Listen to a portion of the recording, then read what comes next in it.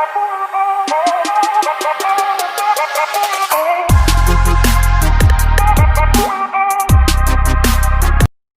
name is Mohammed Hidayat, so I'm going to talk about the introduction of the Local Government 1976 Act 171.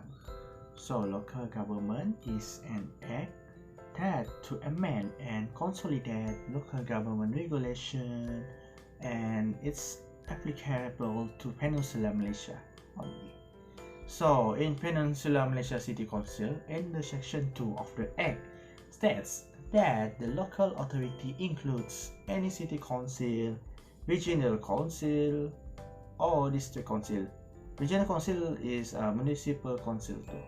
So, it's meaning that the governor of the city of Kuala Lumpur is specified under Section 3 of the Federal Capital Act 1960 in relation to the federal territory. So, what is concept of local government? So, the concept is to review and process application in compliance with the Local Government Act 1976, Act 117, and related policies on the upgrading and extensions of the respective local authority areas as suggested by state government. Other than that, is that to recommend change to the jurisdiction of the municipal council of other local government acts and regulations. Thank you. Assalamualaikum and good evening. My name is Muhammad Said and I'm going to explain to what extent the Act, which is Act 171, has improved the performance of local government. My first main point is improve the performance of local government by help organizing the local government authority.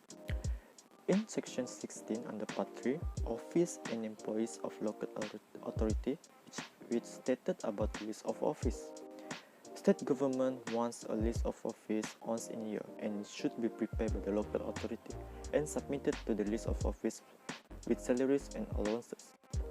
Local authority can discharge or dismiss such person from office. This is because the local government have the administration autonomy that they can recruit or they can terminate their own staff, and no officer or employee shall be terminated or dismissed without being given a fair opportunity to be heard. This is to ensure a fairness defense, although it is exceptional for the head and deputy head of department since it requires state government approval. My next point is performance of local government has improved in terms of discipline among employees, which they learn self-control, dedication, and orderly conduct. In Section 17, the duty of the local authority to provide for its officer discipline will therefore, from time to time, create rules between both the officer and the employee to ensure good conduct and discipline. In addition to performing their duty properly, local authority can impose any discipline on officer or employee who are guilty of misconduct or breach of duty during their performance. That's all. Thanks. My name is Muhammad Hasmi bin Hiliban. So the main provision of Act 171 is to improve the harmony in the public places, such as stated in Section 63 and 64 under Part 7. Local authority can make construct, set apart new public places, and enlarge or improve any such place making. Other than that, local authority also can temporarily close the public places and build public buildings in open public places.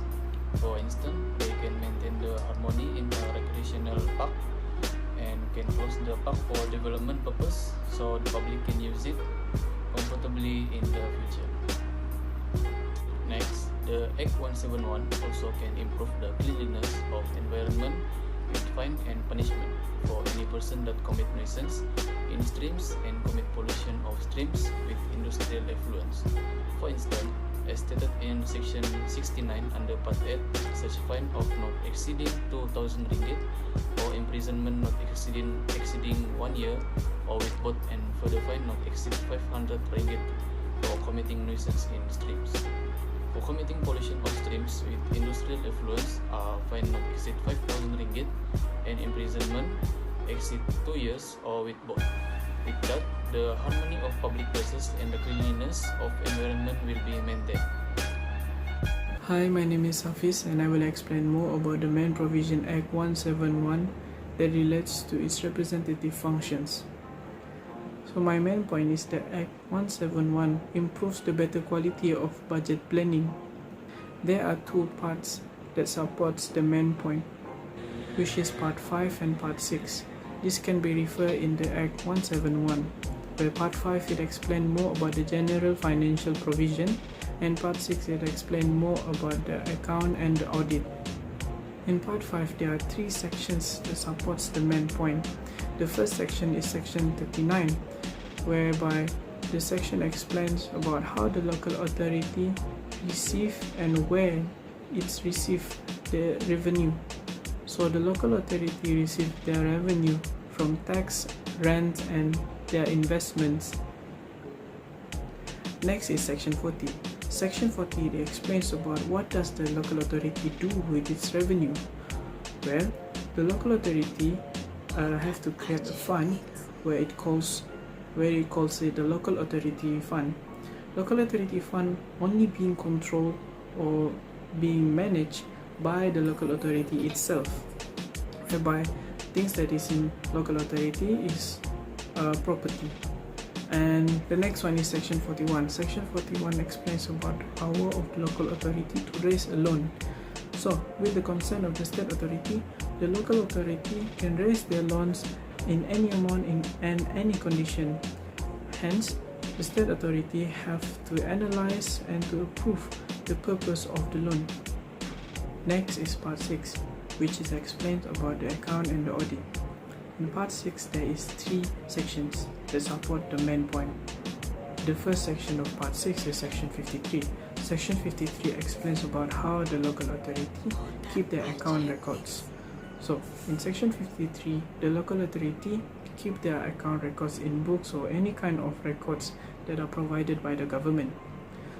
The reason why the local authority keep its account records is due to avoid from corruption and crimes within the local authority itself. Next is Section 54. Section 54 is about financial year. This section explains about how the local authority prepare their budget at the end of the year. During the preparation, the state authority and the local authority funds also involved in the budget. So the local authorities have to prepare and for the state authorities have to approve the budget. So the last section for Part 6 is Section 55. Section 55 is the annual budget approval, whereby the local authority creates the annual budget that needs the approval by the state authority. However, if the local authority had passed the due date to send the annual budget to the state authority, then the state authority have to reject the annual budget. Therefore, for the annual budget that is approved by the state authority will publish in Gazette and the local authority have to follow it. 1976 has helped improve the performances of the local government throughout these past years. However, some of the provisions within that act also prevents the increase of the local government's effectiveness at the local level. Now, one of these provisions is the second part, which talks about the administration of the local government. In Section 10, the councillors are appointed by the state government, and since the councillors play an important role in the administration of the local government, decisions made at the local level can sometimes be influenced by the state government, and this influence can sometimes be bad if no proper research or proper care is being put into it, thus rendering the decisions ineffective and inaccurate at that local level. Another provision is the third part, which talks about the officers and employees of the local government. In Section 16 regarding the list of officers, whenever a new list of officers needs to be implemented, it requires the approval of the state government. Now, obviously, this sometimes delay the whole process and can be detrimental, especially if the local government needs to update the list as soon as possible, because the old list is outdated and there needs to be some emergency changes. Overall, it dampens the effectiveness at which the local government works. Last but not least is Part 6 regarding the account and audit. In section 55, it states that local government needs to release an annual estimation, and this annual estimation has to go to the state government. Ultimately, the state government has the power to decide which items in that estimation goes to approval. Now, combine this with section 57, where no expenditure shall be made unless it's present in the estimation. It prevents the local government from being effective in terms of financial at the local level, especially if they have the capabilities and abilities to expend some more financial for the benefit at the local level.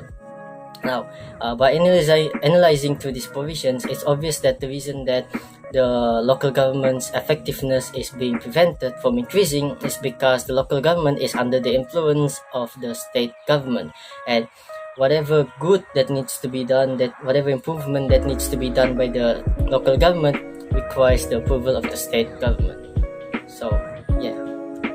To sum up, we know that the local government is playing a significant and important roles even at the lowest level of government in our countries. Is a proof that they are support in providing basic services. Some roles are shared with others, while some are solely within the various government domains.